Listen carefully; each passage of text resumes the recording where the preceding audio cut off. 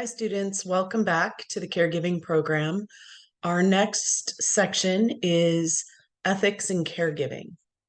So I will share my screen.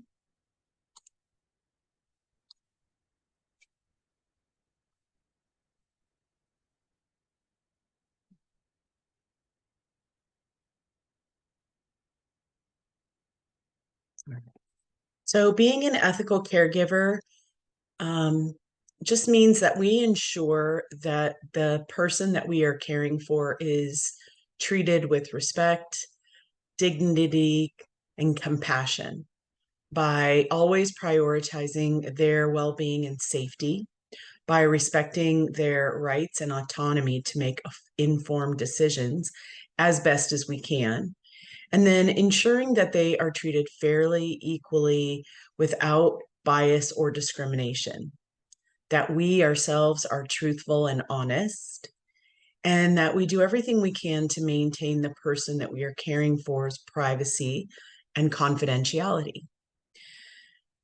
That we're committed to providing the highest level of care, even when no one is watching. It's really easy to do the right thing when people are around and watching you, but it's what happens when you're alone with that person. There's so many videos, news stories. If you Google or go on YouTube, you can find of caregiver abuse, caregivers abusing their patients or their clients. And family members are putting security cameras in every state that is legal. So they're seeing what's actually going on in their homes, or in the instance of some patients having cameras set up in their rooms when they're in assisted living or nursing homes so that families can actually see what's going on. So this is a video, it's a news clip of a caregiver who was caught on camera by the family abusing the person that he was caring for. So what's interesting about this video is you see the abusive behavior, and then you see him in front of the judge. He doesn't look like a crazy person.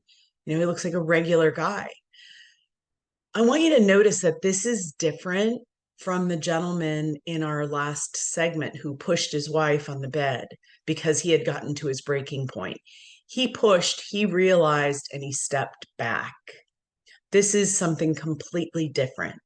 So we'll watch the video and then we'll discuss what is abuse, how to report it, and then also signs of neglect. So I just want to give you the option if you want to step away or look away. This is kind of hard to watch. It's just a few minutes, but again, shows the caregiver abusing the person he's caring for.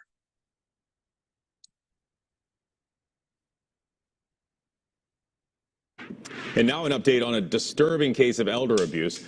Last August, this caretaker was arrested after he was caught on camera punching an 88-year-old disabled man. It's a shocking crime. And now, a year later, Jonah Delgado is skipping a jury trial and cutting a deal with the state. Fox 13's Gloria Gomez shows us his apology before being sentenced. Walk. The video is disturbing and hard to stomach. Prosecutors say last August, caretaker Jonah Delgado was caught on a home surveillance camera abusing an 88-year-old disabled man he was hired to care for. While the victim was on the bed, the defendant punched him 3 times in the stomach. The defendant placed the victim in the wheelchair, where he then struck him multiple times in the face, head, and stomach. Open up your arm. Now, a year later, he's facing a judge and cutting a deal with the state. How do you wish to plead? Guilty. He pled guilty to 3 third-degree felonies, 2 counts of elder abuse, and battery of a victim over the age of 65. Delgado also had something to say. If I could just say one thing, I just wanted to apologize. I understand that the victim's son is here, and I just wanted to apologize to him. Delgado was sentenced to 2 years of house arrest and 4 years probation with firm conditions. Continue with your mental health treatment with your provider. Continue and complete anger management. Letter of apology to the victim's family. No caretaker employment at all, okay? and no contact with the victim or the victim's family. Gloria Gomez, Fox. So that is hard to watch. It's disturbing. But it's, it's the rights of family members to know what's actually happening in their home. So there is a professional association of caregivers, and they have a code of ethics. And this is really important if you are working outside of your home, just to have somewhere that you maybe look and refresh. It reminds us how we show up every day to go to work. So what is abuse and neglect?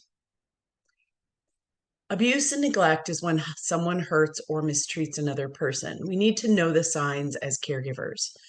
There's physical abuse, emotional abuse, sexual abuse, financial abuse, and then neglect. So if we look at physical abuse, signs of physical abuse would be possibly bruises or cuts, unexplained injuries or burns on the skin. Emotional abuse can be seen sometimes as changes in behavior, depression, anxiety, or withdrawal. Sexual abuse is bruises or injuries in the genital area, changes in behavior, difficulty sitting or walking. Neglect often will refer to the lack of food, water, clean environment, and or medical care. So if you suspect abuse of the person that you're caring for, then you need to report it, because now you know if you are caring for someone, you're a mandated reporter. A mandated reporter is anyone who works with elderly or disabled adults. You're mandated by law to report any suspected abuse or neglect. Any person who has assumed full or part-time responsibility for care of that person, whether or not you get paid for that care, you are a mandated reporter. If you suspect abuse or neglect, you're required to report it as soon as possible, and then if needed, a follow-up written report within 2 days. There is jail and monetary fines that are applicable if you're found to have not reported, if you knew something was going on and something came of the incident. I want to let you know that reporting is not a bad thing. Reporting to Adult Protective Services is a good thing. It gives the person the resources and possibly the help that they need. And it is done by calling Adult Protective Services.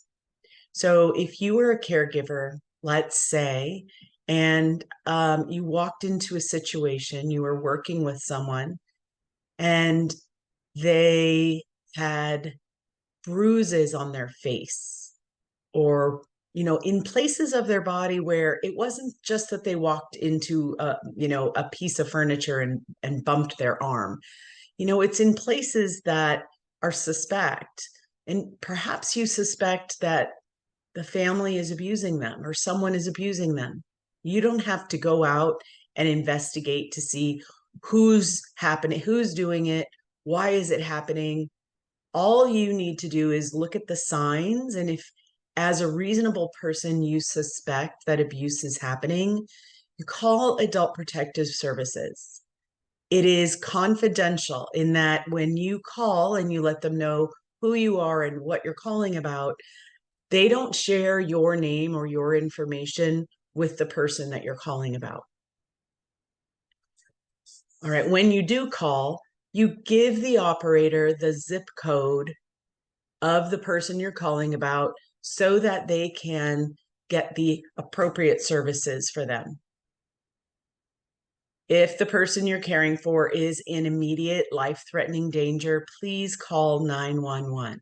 Adult Protective Services is for someone that you suspect is being abused or neglected by whoever is in charge. And maybe there's nobody in charge.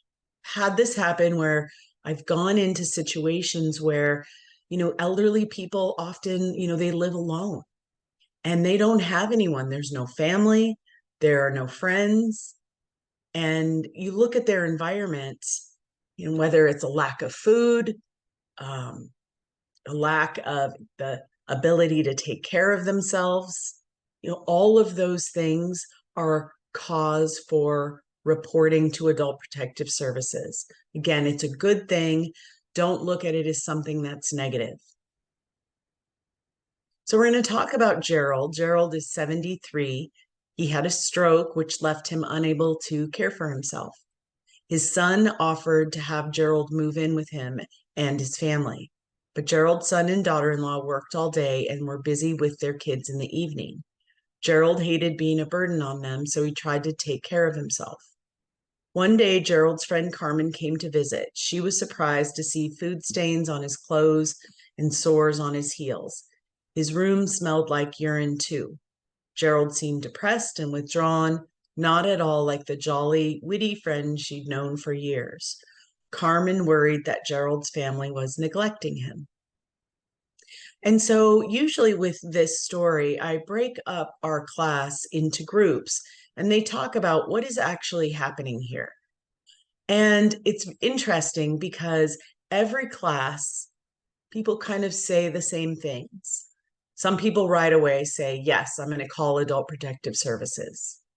Some people say because of Gerald's stroke, his behavior could have changed. And maybe the family is trying to be involved and trying to get him to bathe and change his clothes. And he just, because of the stroke, his behavior has changed, how he views those things.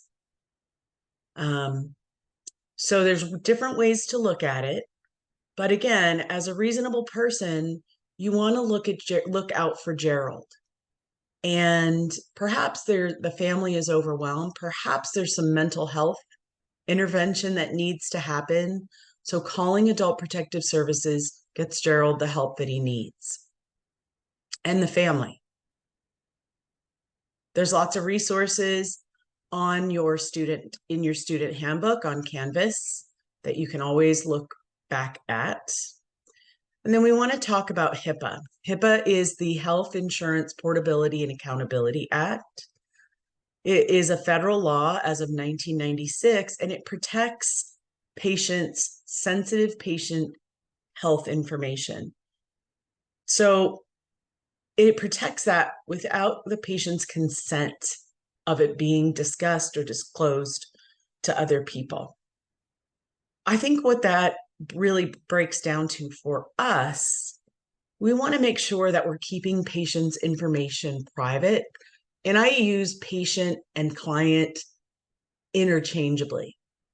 So let's say client, you want to keep your client's information private. If you're seeing, 2 or 3 different clients in a day, you don't want to be discussing other people with identifying information. So I can discuss different patients with you, but we're not to use their names and any other information that someone might be able to identify them.